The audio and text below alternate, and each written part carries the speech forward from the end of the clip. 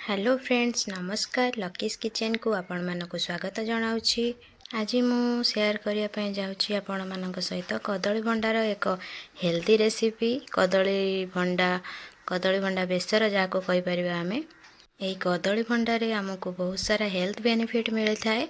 Diabetes patient मानक भी बहुत भल होता है देहपाई भी। यही टाइप्र बेसर करी आपण मैंने गरम गरम भात सहित खातु खायापाई बहुत टेस्टी लगे। कदली भंडार बेसर बनवाई आम गोटे कदली भंडा नवा। देखंतु मु एकदम फ्रेश कदली भंडा नहीं। जदि आपण मानकु यही रेसिपीटी भल लगे ताहले मो चैनल लकीज किचन को निश्चिंत से सब्सक्राइब करदेवे। चलंतु कदली भंडा को छड़े नवा। छड़े गोटे प्लेट रखिबा आमे माने बाचिकी रखिथिबा कदली भंडा को देखंतु एमिति दुई खंड चुन चुन करी काटी नबा। आमे देखंतु कदली फूल को मु भल भाबरे काटी नेली। गोटे पात्र रे पानी देई किछि हळदी गोटे चामच पकेई नबा आ गोटे अध चामच लूण पकेइबा। काटिकी रखिथिबा कदली फूल को यहाँ ऊपर आमे पकाई नबा।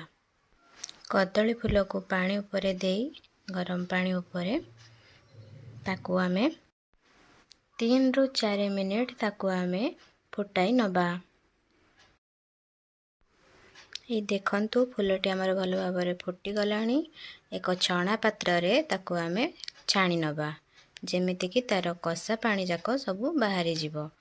कसा पानी बाहरी गले कदली फूलटी आउ कसा लागिबो नाही और टेस्टी बनी जीवो। ये देखंतु मु एठी किछि सोरिष पियाज कंचा लंका जीरा को बाटी नेइछि और ता सहित गोटे छोट पियाज मध्य काटी नेइछि। टमाटो आपण पई ऑप्शनल अछि, आपण माने चाहिले पकेई परिबे। जदि आपण को भल लागे नाही ताले पकेबे नाही। एबे आमे गोटे कढ़ाई रे गोटे रु 2 चामच तेल पकाइबा। तेल पकई सारिला परे तेलटी गरम हो सारिले जेई तेल रे आमे हाफ चामच रु कम जीरा पकाई नबा।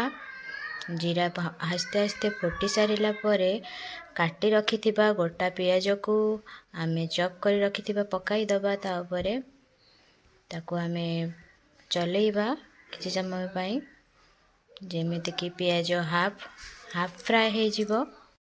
देखंतु पियाज हमर हे सारिलाणी। एबे आमे या सहित टमाटो पकाई दबा।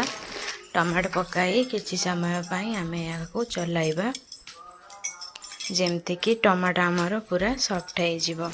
देखंतु टमाटो हमर एथरे सॉफ्ट हे गलाणी। किछि हळदी गुंड आधा चामच आमे सेथिरे पकाई नबा। किछि लंका गुंड आधा चामच सेथिरे आमे पकाई दबा।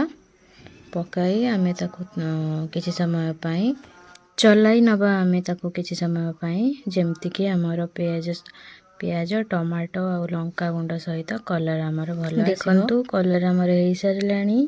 एबे बाटी रखिथिबा पियाज रसुण जीरा और सोरिष बटा को सेथिरे देई भल भाबरे मिसाई नबा।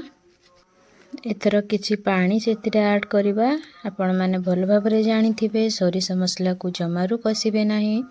गोटे रु 2 मिनिट ताकू आमे पानी देई कसिबा कंचा स्मेल जीवा जाए जेमति कि तार भल बास्ना आसीबो। सोरिष बास्ना आउ आसीबो नाही। देखंतु एबे भल भाबरे मसलाटे फुटी गलाणी। इथर सिजाई रखिथिबा हाफ बॉयल करी रखिथिबा कदली भंडा को बा कदली फूल को यही मसला दिहरे पकाई आमे ताकू भल भाबरे गुलाई नबा। मसला सहित फूलटी आमर भल भाबरे मिसी गलाणी।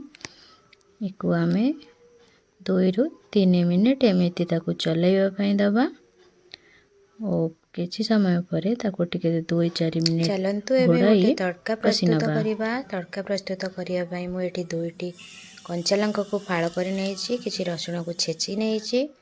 कढ़ाई रे आमे किछि 2 ରୁ 2 चामच तेल नबा। सोरिषर तेल पकाई आमे सोरिष तेल पकाई एबे तेलटी हमर गरम हे गलाणी।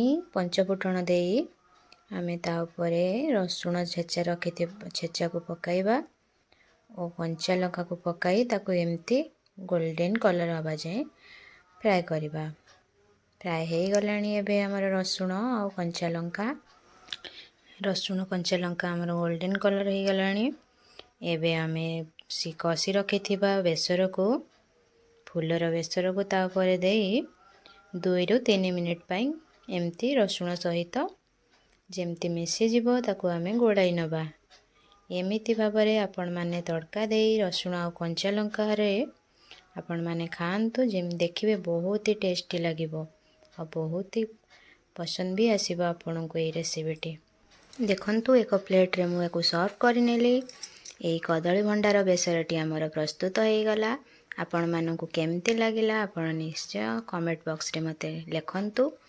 ଯଦି ରେସିପିଟି ପସନ୍ଦ ଆସିଥାଏ ତାହେଲେ ଲାଇକ୍, କମେଣ୍ଟ, ସେୟାର ଆଉ ସବସ୍କ୍ରାଇବ୍ ନିଶ୍ଚୟ କରନ୍ତୁ। ରହୁଛି ନମସ୍କାର। ଲକିସ୍ କିଚେନ୍।